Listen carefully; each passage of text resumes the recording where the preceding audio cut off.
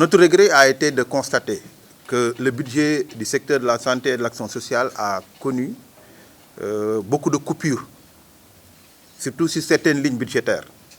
Cette situation est constatée au niveau de la santé de base, c'est-à-dire au niveau des zones opérationnelles, au niveau des postes de santé et des centres de santé, où le budget est passé de 116 milliards 289 millions 864 111 francs à 91 milliards 597 751 884 francs, soit une baisse de plus de 21 milliards. On note aussi cette coupure dans les dépenses du personnel en ce qui concerne la santé de référence, de l'ordre de 616 676 064 francs par rapport à 2024. La même chose aussi est constatée dans la santé de référence avec une coupure de l'ordre de presque sur la dépense du personnel de 9 milliards 934 586 040 francs sur la dépense du personnel, ce qui est très inquiétant pour nous.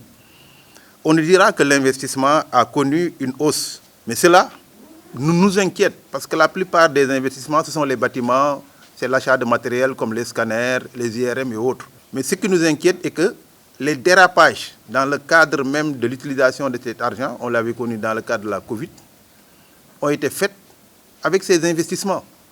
C'est pour ces raisons nous ne comprenons pas qu'aujourd'hui qu'on fasse des restrictions drastiques dans le cadre de la dépense du personnel et qu'on le verse au niveau des autres départements, alors qu'on n'a pas du tout évalué en ce qui concerne le rapport des investissements qui ont été faits dans le cadre de la Covid. Pour revenir sur les accords, en tout cas, qui n'ont pas été exécutés, nous allons vous présenter en détail les axes de réflexion. D'abord, nous allons revenir sur la généralisation de l'indemnité de logement. Nous avons constaté avec la signature des accords du 10 mai 2022, le Sénégal, l'État en tout cas, avait octroyé une enveloppe de 8 milliards, c'était sous le régime passé, qui devrait servir en tout cas à subventionner les hôpitaux et leur permettre de prendre en charge correctement les problèmes liés à l'indemnité de logement, d'autant plus que pour l'écrasante majorité, à plus de 110%, les gens avaient bénéficié des avantages statutaires aussi bien sur le plan financier.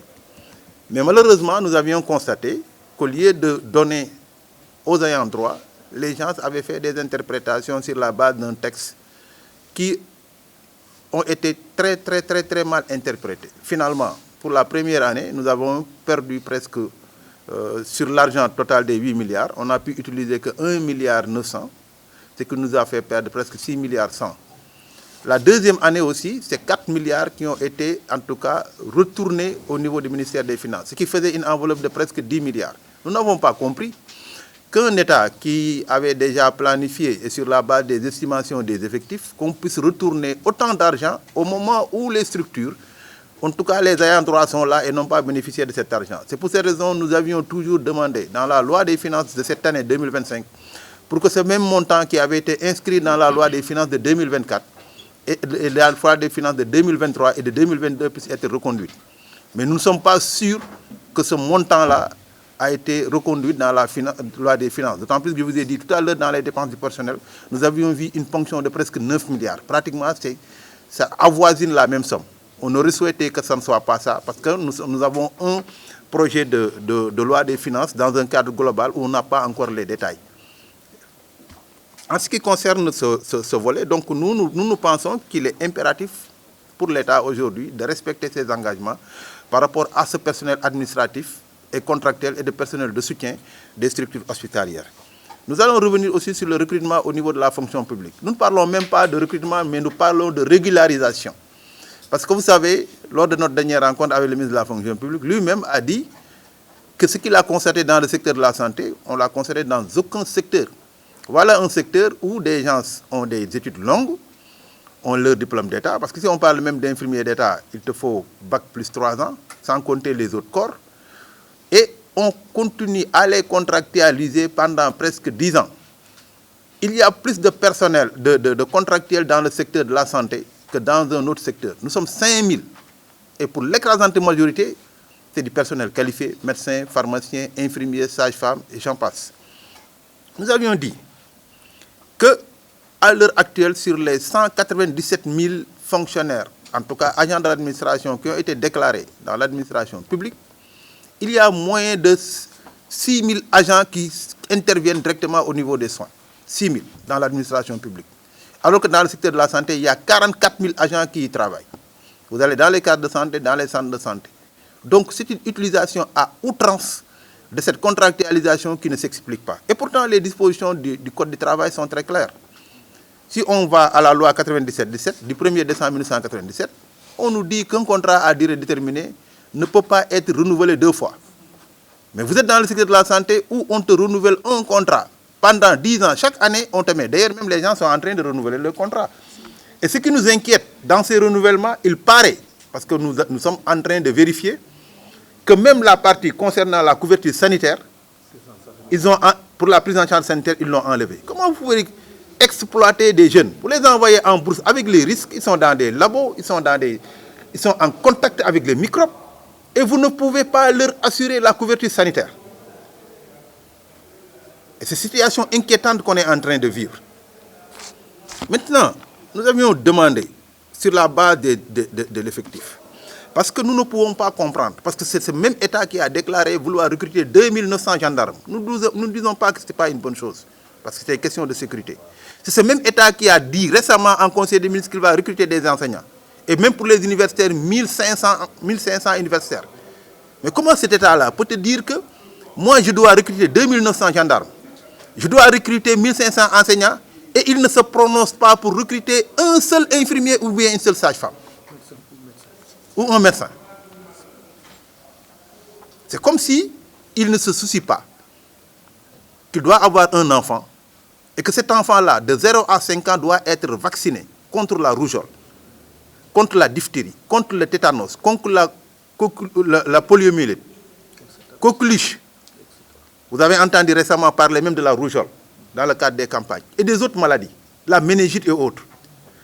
Cette même personne, est-ce qu'il a conscience que sa sœur ou bien son épouse doit tomber en état de grossesse et demain risque de faire des accouchements dystéchiques parce qu'il y a la mortalité maternelle et infantile qui est là et qu'on doit la protéger? Est-ce que cette même personne a conscience qu'aujourd'hui, vous allez à Kédougou, si son papa est là-bas ou sa maman fait un accident vasculaire cérébral, l'AVC, et qu'il doit être pris en charge dans le cadre de la réadaptation, il n'y a pas un seul physiothérapeute dans toute la région de Kédougou. Il n'y a qu'un seul à Tambacounda.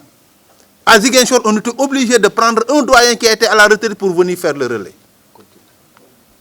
Ça pose un problème. On va revenir aussi sur le problème de ce recrutement. Parce que c'est le ministre de la Santé qui a déclaré qu'on a un déficit de 15 000 agents. Nous avons proposé, en leur disant que on peut recruter 3 000 agents par an pendant 5 ans pour régler ce problème du déficit. Ils nous ont dit qu'ils sont en période de tension de trésorerie, ils n'ont pas d'argent. C'est vrai. Mais nous ne leur demandons pas de chercher de l'argent. Parce que ces mêmes personnes qui sont dans Brousse là, qui sont dans les postes de santé là, ils sont payés. À hauteur, le budget c'est 1,2 milliard par an, ce qui fait presque 14 milliards pour toute la période.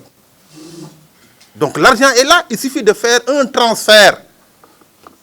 Mais les gens préfèrent gérer des lignes budgétaires qui sont financées et pour leur permettre de recruter d'autres personnels qui ne sont pas du personnel qualifié dont nous avons besoin. Il s'agit uniquement de la volonté de l'État pour pouvoir faire ce problème. Nous allons revenir sur le problème du reclassement. C'est une réforme qui avait été entamée depuis 2009. Et on est dans la sous-région, que ce soit la Gambie, que ce soit la Guinée-Bissau, parce qu'on est dans le cadre de l'IMOA et de la CEDEAO. Parce qu'on a une structure qu'on appelle l'Organisation Ouest-Africaine de la Santé. Ces gens-là ont réglé le problème des reclassements depuis 2012. Ici au Sénégal, les gens ont leur diplôme au minimum équivalent à Bac+5. Certains sont partis à la retraite. Depuis 2009 jusqu'à présent, ce processus ne peut pas aboutir.